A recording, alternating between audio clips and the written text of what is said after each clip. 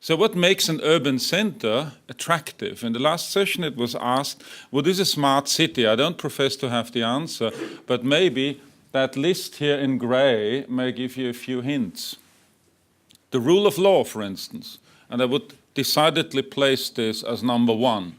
Go to a country, try doing business there where there's no rule of law and where you depend on the local bigwigs. You will soon discover the value of the rule of law. Political stability, various infrastructure items, Medicare, not to be underrated. And then the topic of this presentation, government services, because the government eventually, and in the last analysis, is a service provider. Now, how can governments contribute to the smart city? And before we answer that, what is the role of the city in a united Europe growing together? In Europe, we have about 250 metropolitan areas. We'll soon have a few more once Croatia joins. And here you have the number of metropolitan regions in each country. Actually 190 of 250 located in Germany, which is quite an interesting bit of data.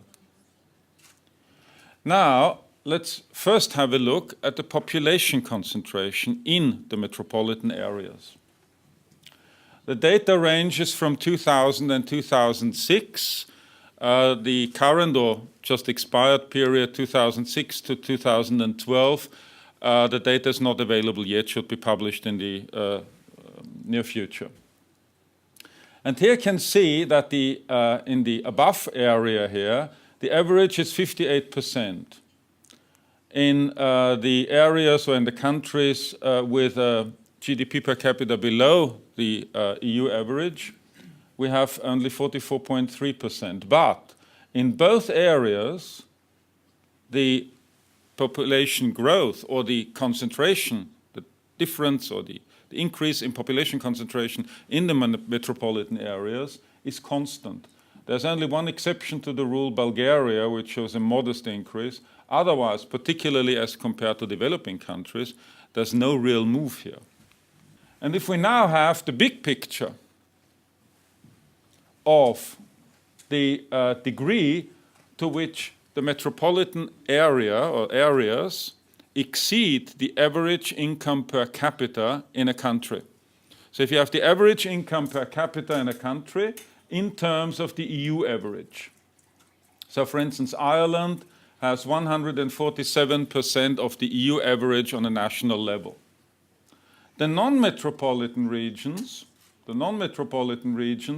in Ireland, for instance, have 107% of the EU average, whereas the metro regions 180, which is 170% of the non-metro regions. And if you have a look at this, you can see that the average is a lot higher in the below average countries. So in the below average group, GDP is a lot more and considerably more concentrated in the metropolitan areas. Whereas in the above average countries, the GDP is more or less spread, more equally spread than in the below average countries.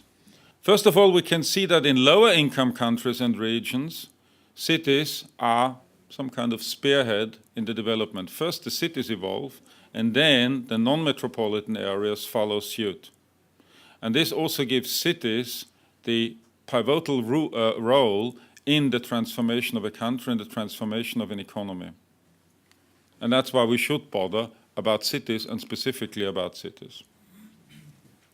Now, for the rest of the presentation, let me focus on three areas where the government, the city governments, can actually focus or can contribute to the development of their city. First of all, administrative, service delivery, citizen participation, and cross-border mobility. Now, e-government services become more and more citizen and business-centric. I've just screenshot some things, some portals from the Austrian e-government scene. And it is a locational advantage that if you are in the country, you can access your government, you can access government services on all levels via the web, whether you have open government initiatives, whether you can download data, whether you can build services also as an entrepreneur on what is publicly available.